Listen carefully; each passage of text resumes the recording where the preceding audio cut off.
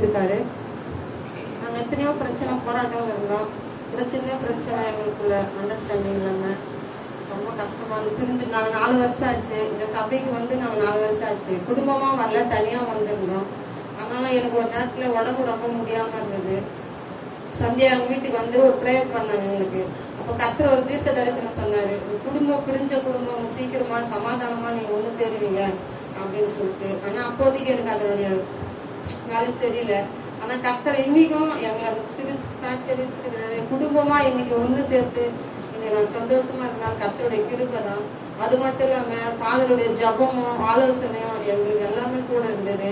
பிளஸ்ஸி குமாரி இல்லைன்னா இன்னைக்கு நான் இந்த இடத்துல இல்லை. ஆனா அது மாதிரி நவீன பிரசாந்த் எல்லாருமே எனக்கு கூட இருந்து உதவி செஞ்சிருக்காங்க. அந்த உதவி நான் என்றுமே மறக்க மாட்டேன். ரொம்ப தேங்க்ஸ் பாஸ்டர். எனக்கு உதவி நன்றி செலுத்து. சிறு சாட்சியை நான் முடிச்சுக்கிறேன்.